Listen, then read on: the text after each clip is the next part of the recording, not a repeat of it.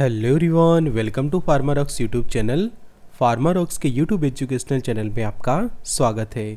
आज के video lecture में हम डिटेल में स्टडी करेंगे डाइजेस्टेंट ड्रग्स के बारे में।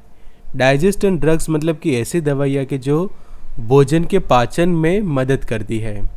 तो ये मेडिकेशंस की हम डिटेल स्टडी करेंगे ये वीडियो लेक्चर में और जानेंगे उनके बेसिक यूज़ के बारे में, उनके वर्किंग, किस तरह से वो काम करती है और उनके एग्जाम्पल्स। तो शुरू करते हैं आज के लेक्चर में और जानते हैं डाइजेस्टेंट्स के बारे में। तो expert lecture by Amar sir, assistant professor and founder of Pharmarocks. Thank you for be in 1 lakh family of Pharmarocks. Updated रहिए फार्मा नॉलेज के साथ। एक्सेस कर सकते हैं स्टडी मटेरियल को, test series and video lecture on app Pharmarocks. तो अगर आपके पास एंड्रॉयड फ़ोन है तो डाउनलोड करिए फार्मारॉक्स का mobile application Google play store पर से। आईफोन है तो ऐप स्टोर पर से भी डाउनलोड कर सकते हैं। लिंक आपको डिस्क्रिप्शन बॉक्स के अंदर मिल जाएगी। तो अब समझिए concept of a digestant drugs. तो these are a class of medications which help in the process of digestion of food. तो ये सबसे इम्पोर्टेंट बात है कि जो डाइजेशन मतलब कि जो भी हम भोजन करते, जो भी हम कुछ खाना खाते हैं, तो उसका अच्छे से पाचन होना ज़रूरी है, उसका डाइजेशन होना ज़रूरी है।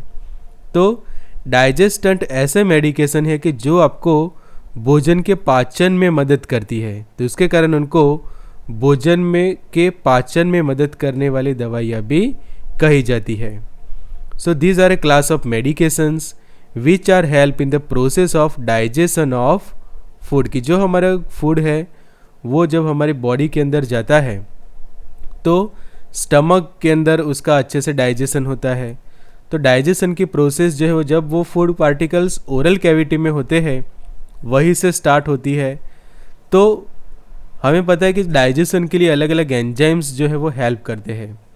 तो ऐसे एंजाइम्स अगर समझो कि आपके बॉडी के अंदर डेफिशिएंसी है, अच्छे से वो एंजाइम्स प्रोड्यूस नहीं हो रहे, तो उस वक्त आप ऐसे मेडिकेशंस लेते हैं कि वो एंजाइम के सिक्रेशन में हेल्प करे, एज वेल एज वो एज अ एंजाइम काम करेगी और आपके खाने को डाइजेस्ट करवाने में जो है वो काफ़ी मदद करती है।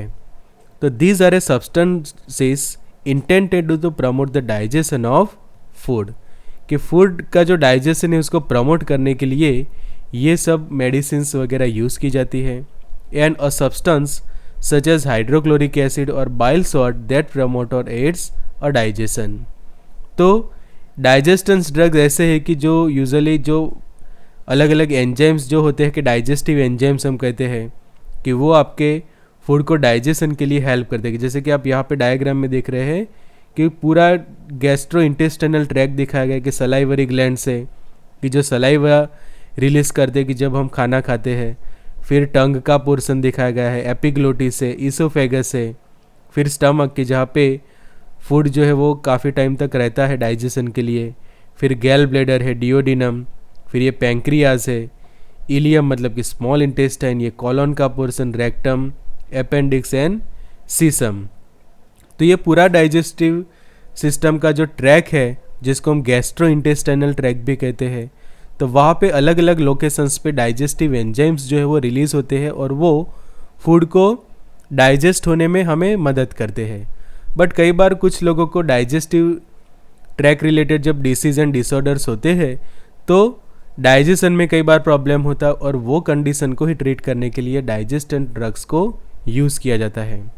तो यहाँ पे देखिए कि जो हमारा गैस्ट्रो इंटेस्टाइनल ट्रैक है तो उसमें सबसे पहले कि जो सलाइवरी ग्लैंड्स होती है वो रिलीज़ करती है एमाइलेज एंजाइम को। और एमाइलेज का फंक्शन तो हमें पता है कि जो स्टार्च वगैरह होता है उसके डाइजेशन में हेल्प करते हैं। तो this is a powerful digestive drugs with enzyme which digest starch, protein and fat in a stomach. तो हमें पता है कि एमाइलेज जो है वो सलाइवा से रिलीज़ होता है और वो स्टार्च के डाइजेशन के लिए काफ़ी हमें हेल्प करता है। उसी तरह से आगे जब इसोफेगस से होकर जब फूड स्टमक के अंदर पहुँचे तो स्टमक के अंदर होता है हाइड्रोक्लोरिक एसिड और प्रोटीएज एंजाइम की जो प्रोटीन के डाइजेशन में काफ़ी हेल्प करता है। फिर जो लीवर है वो बाइल रिलीज़ करता है और पैंक्रियाज है वो protease enzyme, lipase enzyme, amylase वगैरह को भी रिलीज़ कर दे। तो लिपिड का जो अच्छे से डाइजेशन होगा कि जो भी हम लिपिड कंटेनिंग खाना खाते हैं, कि जो हमारे खाने में ऑयल होता है, ऑयली सब्सटेंसेस होते हैं, लिपिड होता है, तो वो लाइपेज से अच्छे से डाइजेस्ट होता है। प्रोटीन वगैरह जो होता है वो प्रोटीज एंजाइम से, और जो स्टार्च वगैरह है, कार्बोहाइड्रेट्स वगैरह है, उसके लिए ज़रूरी है ये सब एमाइलेज एंजाइम। फिर आगे जाके स्मॉल इंटेस्टाइन में भी पेप्टिडेज एंजाइम होता है, सुक्रेज, माल्टेज, लैक्टेज। तो अलग अलग लोकेशंस पे अलग अलग टाइप के जो एंजाइम्स रिलीज होते हैं और वो हेल्प करते हैं डाइजेशन के अंदर। बट जब किसी को कोई प्रॉब्लम है तो डिफ़िकल्टी होती है डाइजेशन के अंदर, जैसे कि hydrochloric acid work as a digestant by breaking down protein and fats in a stomach. कि स्टमक में अंदर रहा जो हाइड्रोक्लोरिक एसिड है वो क्या काम करता है, तो क्या करता है वो प्रोटीन एंड फैट्स को ब्रेक डाउन करवाता है, और आगे ये जो एंजाइम्स रिलीज होते हैं वो उसको अच्छे से डाइजेशन करवाएंगे। So overall this mechanism enhance the digestion activity in the person having a problem in digestion. कि जिसको डाइजेशन में प्रॉब्लम है उसको एक्सटर्नली आप ऐसे मेडिकेशन दोगे कि जो उसके डाइजेशन में काफ़ी हेल्प करेंगे। तो इसी सब मेडिकेशंस को हम जानेंगे। तो a number of proteolytic, amylolytic and lipolytic enzymes are marketed in combination formulation and are vigorously promoted by dyspeptic symptoms such as appetite stimulant or as a health tonic। तो यहाँ पे एक मार्केटेड फॉर्मुलेशन आप देख सकते हैं जिसका यहाँ पे लिखा है कि एरिस्टोजाइम। तो एरिस्टोजाइम है वो डाइजेस्टिव एंजाइम्स का कॉम्बिनेशन है और वो पाइनएप्पल फ्लेवर के अंदर बनाया हुआ है। तो एरिस्टोजाइम लिक्विड है, उसके अंदर आप देखो तो डायस्टेस एंड पेप्सिन वो दो एंजाइम उसके अंदर अवेलेबल है। तो डाइजेस्टेंस ड्रग्स के अंदर यूजुअली क्या होता है कि अलग अलग एंजाइम्स का कॉम्बिनेशन होता है, और ये मार्केटेड फॉर्मुलेशन जो डिस्पेप्टिक सिम्टम्स होते हैं कि जैसे कि किसी को ऐसी कंडीशन है कि भूख नहीं लग रही है या फिर एपेटाइट स्टिमुलेंट करवाने की ज़रूरत है। तो साथों साथ जो हेल्थ टॉनिक्स की बात करते हैं कि जब आप खाना खाते हो और वो डाइजेस्ट ना हो तो भी काफ़ी कॉम्प्लिकेशंस होते हैं कि अच्छे से खाना डाइजेशन नहीं होता, तो कई बार कॉन्स्टिपेशन जैसा भी होता है। आप खाना खाते फिर भी आपको ऐसे एनर्जीज वगैरह नहीं मिलती, बिकॉज खाना डाइजेस्ट होगा तो ही आगे जाके आपको एनर्जी वगैरह मिलेगी वो खाना खाने से। बट उसका डाइजेशन नहीं होगा तो आपको ऐसा फील होगा कि कंडीशन ऐसी होती है कि आपको एनर्जी जो चाहिए वो कम रहती है, थकान अनुभव होता है, एज वेल एज भूख नहीं लगती, बिकॉज ऐसा फील होगा कि आपका स्टमक फुल ही है, ऐसा फील होगा। तो उस वक्त स्टमक फुल होगा तो आपको भूख नहीं लगेगी, फिर ऐसा होगा कि आपका स्टमक फुल ही है, खाना खाने की इच्छा नहीं होती। तो उस वक्त ज़रूरी होती है कि एपेटाइट को स्टिमुलेट करवाना, आपके खाने को डाइजेशन करवाना। तो उस वक्त ये मेडिकेशंस काफ़ी हेल्प करती है। तो they are occasionally beneficial only when elaboration of enzyme in GIT is deficient. तो ये एक खास एक सूचना है यहाँ पे कि ये मेडिसिन को ओकेजनली ही यूज़ करना है, मतलब कि जिस पर्सन को डाइजेशन रिलेटेड प्रॉब्लम हो उसका जीआई ट्रैक जो है वो अच्छे से डाइजेस्टिव एंजाइम रिलीज करवाने में असफल होता है। बट जब कोई पर्सन हेल्दी होता है, उसको कोई भी टाइप का प्रॉब्लम नहीं है और सिर्फ एपेटाइट एनहांस करवाने के लिए ये मेडिकेशंस को यूज़ ना करें। Their routine use in tonic and appetite improving mixture is irrational. कि इरेशनल मतलब कि ऐसे कि जो हम उसकी सलाह नहीं दे सकते किसी को, बिकॉज ये क्या है एक टाइप के एंजाइम्स है। तो जब ऑलरेडी आपकी बॉडी अच्छे से एंजाइम्स प्रोड्यूस कर रही हो, डाइजेशन कर रही है, तो अलग से बाहर से डाइजेशन के लिए ये एंजाइम्स लेने की ज़रूरत नहीं है। तो अगर कोई इसको यूज़ करता है तो वो इरेशनल यूज़ कहा जाएगा, कि बिना मतलब का वो यूज़ कर रहा है और उससे बॉडी जो है वो ख़राब हो सकती है। तो ज़रूरी है कि जब आपको डेफिशिएंसी हो इस टाइप के एंजाइम्स के, खाने में डाइजेशन नहीं हो रहा है, खाना खाने के बाद पाचन नहीं हो रहा है, तो ही ये डाइजेस्टेंट मेडिकेशंस को यूज़ करना चाहिए। और अगर आपको कोई प्रॉब्लम नहीं है डाइजेशन रिलेटेड तो ये मेडिकेशंस को यूज़ ना करें। फिर बात आती है डाइजेस्टेंस ड्रग्स के यूजेस की। तो this medications contain the digestive enzyme which are natural substances. कि डाइजेस्टिव एंजाइम्स हमें पता है कि वो नेचुरल सब्सटेंसेस है and needed by the body to help the breakdown and digestion of food. तो ये कॉन्सेप्ट आप सभी का क्लियर है. So it is used when the pancreas cannot make or does not release the enough digestive enzyme into the gut to digest the food. तो ये medications को कब यूज़ करें कि जब आपका पैंक्रियाज है या फिर आपके जीआई ट्रैक के जो अलग अलग ऑर्गन्स प्रॉपर अमाउंट में रिलीज नहीं कर रहे हैं डाइजेस्टिव एंजाइम्स को. तो जब आपके गट के अंदर या फिर आपके डाइजेस्टिव ट्रैक के अंदर अच्छे से फूड को डाइजेस्ट करने के लिए प्रॉपर अमाउंट में डाइजेस्टिव एंजाइम्स रिलीज नहीं हो रहे हैं, तभी ये मेडिकेशंस को यूज़ करें. So use to treat digestion related problem. कब यूज़ करने हैं आपको? तो जब किसी को डाइजेशन रिलेटेड प्रॉब्लम है, स्टमक फुल ऐसा फील होता है कि आप कुछ भी खाना खाते हैं तो वो डाइजेस्ट नहीं होता, और डाइजेस्ट नहीं होगा तो ऐसा फील होगा कि आपका स्टमक फुल ही है, वो एम्प्टी हुआ ही नहीं है.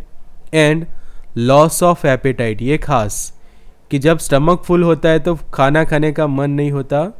तो जिसको लॉस ऑफ एपेटाइट है, भूख नहीं लग रही है और उसका रीज़न स्टमक फुल है और डाइजेशन ना होना है, तो उस वक्त ये मेडिकेशंस को यूज़ करें. And difficulty in digest the food, कि खाने को डाइजेस्ट करवाने में आपको डिफ़िकल्टी हो रही है बिकॉज आपका पैंक्रियाज या फिर आपके जीआई ट्रैक के अलग अलग ऑर्गन्स समय पर अच्छे से डाइजेस्टिव एंजाइम्स को रिलीज़ करवाने में असफल होते हैं. तो उसी कंडीशन में ये मेडिकेशंस को यूज़ करनी चाहिए. तो उसके कुछ एग्जांपल्स हम देखें तो सबसे पहले है टॉप पे, that is a pepsin and पेपेन. तो पेप्सिन की जिसकी ज़रूरत क्या है? तो पेप्सिन में भी use along with hydrochloric acid in gastric achylia due to atrophic gastritis, gastric carcinoma, pernicious anaemia etcetera. मतलब कि पेप्सिन जो है उसका यूज़ कब करना है कि जब पेप्सिन जो है वो अच्छे से रिलीज़ नहीं हो रहा आपके स्टमक के अंदर, तो हाइड्रोक्लोरिक एसिड के साथ वो जो अच्छे से स्टमक के अंदर रहता है और हेल्प करता है प्रोटीन वगैरह है, लिपिड वगैरह है उसके ब्रेकडाउन के अंदर. बट ऐसी कंडीशन कि किसी को गैस्ट्राइटिस हुआ है, गैस्ट्रिक कार्सिनोमा है मतलब कि कैंसर हुआ है, फिर साथों साथ एनीमिया की कंडीशन है, तो उस वक्त समझो कि वो अच्छे से रिलीज़ नहीं हो रहा, तो एक्सटर्नली पेप्सिन की ज़रूरत पड़ेगी आपको. तो यहाँ पे देखो डाइजी प्लेक्स करके जो यहाँ पे मार्केटेड फॉर्मुलेशन देख रहे हैं, तो उसमें देखो कॉम्बिनेशन में अल्फ़ा एमाइलेज है और पेप्सिन है. तो ये हेल्प करेगा प्रोटीन है, फैट्स वगैरह के डाइजेशन के अंदर, उनके ब्रेकडाउन के अंदर. फिर जो पेपेन है तो it is a proteolytic enzyme obtain from raw papaya and it is efficacy after oral indigestion is doubtful. तो रो पपाया जो होता है उसमें से पेपेन को जो है वो एक्सट्रैक्ट किया जाता है और वो एक प्रोटियोलाइटिक एंजाइम है. फिर बात करते हैं पैंक्रिएटिन की. तो it is a mixture of pancreatic enzymes obtain from hog and pig pancreas. Hog and pig के जो पैंक्रियास होते हैं वहाँ से ये एंजाइम्स को जो है वो निकाला जाता है. तो पैंक्रिएटिक जो एंजाइम है वो कॉम्बिनेशन बनता है एमाइलेज का, ट्रिप्सिन एंड लाइपेज. तो इट कंटेन द एमाइलेज, उसके अंदर एक एमाइलेज होता है, ट्रिप्सिन होता है and lipase. And it is indicated in chronic pancreatitis और other exocrine pancreatic deficiency state, कि आपका जो पैंक्रियाज है वो अच्छे से ये सब एंजाइम्स को रिलीज़ नहीं करवा रहा. तो उस वक्त एक्सटर्नली जो पर्सन है वो ऐसे टैबलेट्स लेते हैं, जैसे कि आप यहाँ पे एबॉट का ये मार्केटेड फॉर्मुलेशन देख रहे हैं. तो उसके अंदर देखिए कि पैंक्रिएटिन इनएक्टिवेटेड डाइमेथिकॉन टैबलेट्स है कि जिसकी स्ट्रेंथ है कि 170 mg में है पैंक्रिएटिन रहेगा और 80 mg जितना है यहाँ पे डाइमेथिकॉन.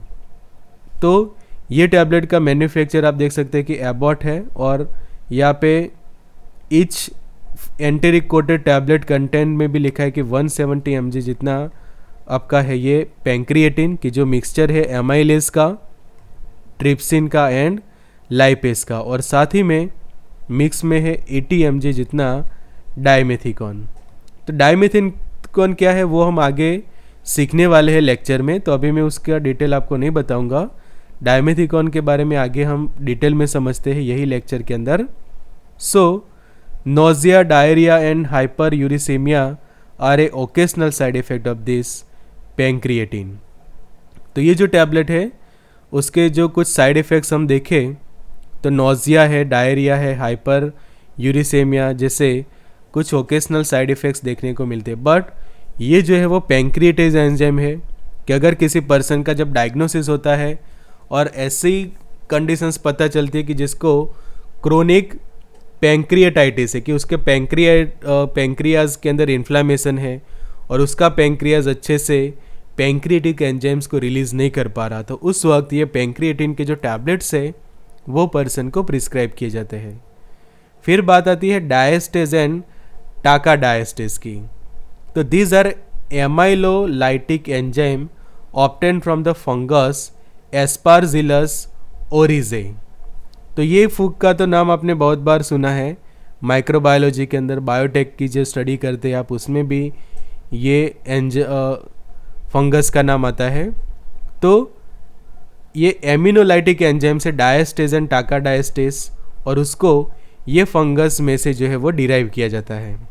तो जो अलग अलग टेक्निक्स होती है बायोटेक्नोलॉजी की, उससे ये एंजाइम्स जो है वो एक्सट्रैक्ट किए जाते हैं and help in A digestion of starch containing food. अब डायस्टेज एंड टाका डायस्टेज का मेन फंक्शन क्या है?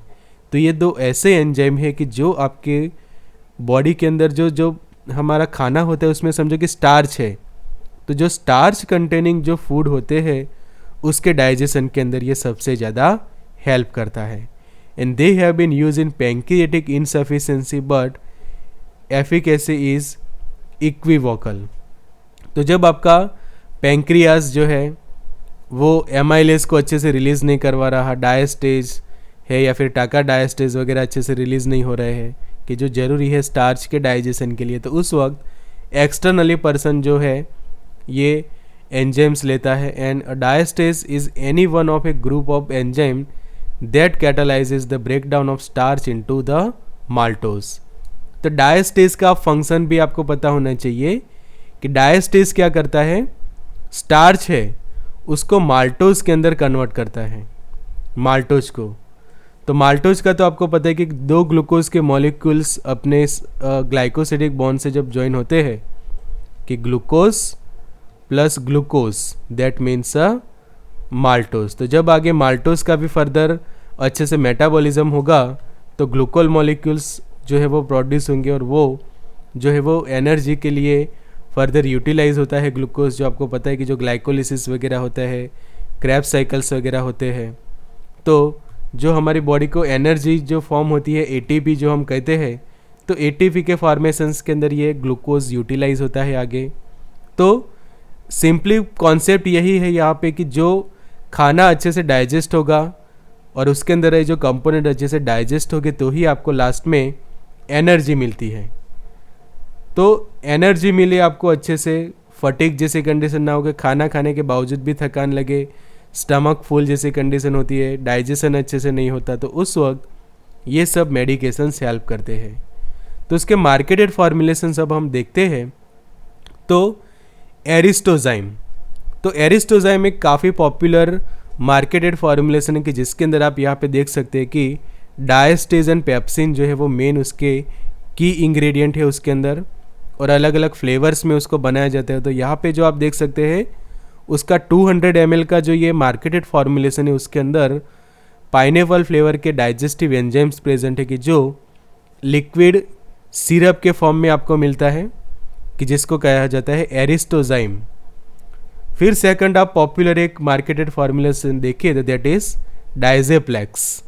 तो एरिस्टोजाइम की तरह ही डाइजेप्लेक्स के अंदर भी डाइजेस्टिव एंजाइम्स है, जैसे कि अल्फा एमाइलेज है एंड पेप्सिन है उसके अंदर। तो ये भी अलग अलग एमाइलेज है, पेप्सिन है, वो फूड डाइजेशन में हेल्प करेंगे। तीसरा पॉपुलर मार्केटेड फॉर्मुलेशन देखिए, दैट इज विटाजाइम। तो विटाजाइम की जो फंगल डायस्टेज है विथ कार्मिनेटिव्स। तो जो डायस्टेज की जो हमने बात की कि जो स्टार्च के डाइजेशन के लिए ज़रूरी है कि स्टार्च को माल्टोज के अंदर लास्ट में कन्वर्ट करके देता है। फिर अल्फा एमाइलेजन पेप्सिन का जो सिरप कि जिसका मार्केटेड फार्मूला है ल्यूपिजाइम, कि जो ल्यूपिन फार्मास्यूटिकल उसको डिज़ाइन करता है, और ये भी पाइनएप्पल फ्लेवर के अंदर अवेलेबल है। तो पाइनएप्पल फ्लेवर डाइजेस्टिव एंजाइम लूपीजाइम उसका नाम दिया है, और उसके अंदर भी अल्फा एमाइलेजन पेप्सिन है कि जो कंटेंट है डाइजेप्लेक्स के अंदर के अल्फा एमाइलेजन पेप्सिन सेम कंटेंट लूपीजाइम के अंदर भी अवेलेबल है। तो ये अलग अलग मार्केटेड फॉर्मुलेशन देख सकते हैं आप। उसी तरह से दूसरे हम देखें तो एंटोजाइम करके जो है यहाँ पे जो देख सकते हैं आप एंटोजाइम के, जिसके अंदर फंगल डायस्टेज विथ पेप्सिन है। तो फंगल डायस्टेज तो है ही, बट साथ में कॉम्बिनेशन में है उसके साथ पेप्सिन है। फिर ये जो टैबलेट्स आते हैं पैंक्रिएटिन के टैबलेट्स कि जिसका ब्रांड नेम है पेंजिनॉर्म। तो पेंजिनॉर्म का आप यहाँ पे देख सकते हैं Panzynorm and pancreatic tablets as per the British pharmacopoeia. और लास्ट में यहाँ पे देखिए यूनी एंजाइम करके जो टैबलेट्स है कि जिसके अंदर fungal diastase पेपेन and activated charcoal के टैबलेट्स यूनी एंजाइम लिखा है। तो ये सब अलग अलग मार्केटेड फॉर्मुलेशन है कि जो एज अ डाइजेस्टेंट ड्रग्स के तौर पे काम करते हैं। तो एरिस्टोजाइम की जो हमने समझा फंगल डायस्टेस पेप्सिन सिमेथिकॉन वगैरह उसके अंदर मिक्स रहते हैं। डिजिप्लेक्स के अंदर डायस्टेज रहेगा 62.5 mg जितना, पेप्सिन रहेगा। उसके बाद एंटोजाइम के अंदर फंगल डायस्टेज पेप्सिन, वीटाजाइम के अंदर भी फंगल डायस्टेज, साथ में फ्लेवर्स वगैरह के लिए कार्मिन के तौर पे सिन्नामोन ऑयल है, कारावे है, कार्डेमम वगैरह भी उसके अंदर ऐड किए जाते हैं। फिर बात आती है ल्यूपिजाइम कि जिसके अंदर पेप्सिन 125 mg फंगल डायस्टेज रहेगा, थाइमिन रहेगा, riboflavin, pyridoxine, vitamin B12, nicotinamide. तो साथ ही मल्टीविटामिन जैसा भी ये काम करेगा, और डाइजेस्टिव एंजाइम्स की उसके अंदर मिक्स में कॉम्बिनेशन में रहेंगे। फिर पेंजिनॉम की जो हमने बात की कि पैंक्रिएटिन है उसके अंदर bile extract, and Unienzyme के अंदर फंगल डायस्टेल पेपेन वगैरह, एज वेल एज सिमेथिकॉन है, निकोटिनामाइड, एक्टिवेटेड चारकोल वगैरह कॉम्बिनेशन में है। तो अब बात आती है रोल ऑफ मिथाइल पॉलीसिलॉक्सेन की, जो आपने डाइमेथिकॉन का नाम सुना, सिमेथिकॉन का नाम सुना, तो ये एक्चुअल में है क्या। तो अब बहुत सारे ऐसे डाइजेस्टिव ट्रैक रिलेटेड जो अलग अलग सिरप्स होते हैं कि लाइक एंटासिड सिरप में भी आपने ये नाम सुना होगा। फिर अभी जो हमने अलग अलग डाइजेस्टेंस के जो सिरप्स देखे एज वेल एज टैबलेट्स देखी, उसमें भी ये सिमेथिकॉन एंड डाइमेथिकॉन आपने देखा। तो what is the role of this ingredient कि जिसको कहा जाता है मिथाइल पॉलीसिलॉक्सेन कहा जाता है। तो मिथाइल पॉलीसिलॉक्सेन्स के अंदर 3 पॉपुलर क्लास है, 3 पॉपुलर मेडिकेशन है। एक है डाइमिथाइल पॉलीसिलॉक्सेन है, दूसरा जो है वो आप यहाँ पे देख सकते हैं that is simethicone, and third that is dimethicone. तो ये तीनों का रोल क्या है, तो use as a anti forming agent. इनका मेन जो काम है that is anti forming agent, and it is a silicone polymer. ये क्या है, तो एक टाइप के सिलिकॉन के पॉलीमर है कि जो हम कहते हैं कि ऐसा है सिलिकॉन के पॉलीमर है, और विस्कस एम्फीफिलिक लिक्विड से कि जो रिड्यूस करवाते हैं surface tension and collapse the froth, and use as a anti forming agent in various preparations related to the GIT। अब समझिए कि कई बार ये जो बॉटल्स के अंदर जो कंटेंट होता है उसको आप कई बार सेक करते हैं, तो सेक करने के बावजूद भी कई बार उसके ऊपर फॉर्म जो है वो क्रिएट नहीं होता। नहीं तो कई बार क्या होता है कि कुछ प्रिपरेशंस ऐसी होती है कि उसको आप सेक करते हैं बॉटल को, तो काफ़ी अच्छा फॉर्म जो है वो उसके सरफेस के ऊपर प्रोड्यूस होता है। बट समझो कि आपके वो प्रिपरेशंस के अंदर ये डाइमेथिकॉन ऐड है, सिमेथिकॉन ऐड किया हुआ है, या फिर डाइमिथाइल पॉलीसिलॉक्सेन है, तो ये क्या करेंगे, वो फॉर्म को प्रोड्यूस नहीं होने देंगे और एंटी फॉर्मिंग एजेंट का काम करेंगे। And it is not absorb from GIT, gastro intestinal tract में वो एब्जॉर्ब नहीं होते, और फार्माकोलॉजिकली वो इनर्ट होते हैं। मतलब कि उसकी कोई ऐसी फार्माकोलॉजिकल एक्शन नहीं है आपकी बॉडी के ऊपर, ये सिर्फ और सिर्फ काम करते हैं एज अ एंटी फॉर्मिंग की। फॉर्म क्रिएट होता है तो उसको प्रिवेंट करवाएंगे, जिसके कारण उनको कहा जाता है एंटी फॉर्मिंग एजेंट।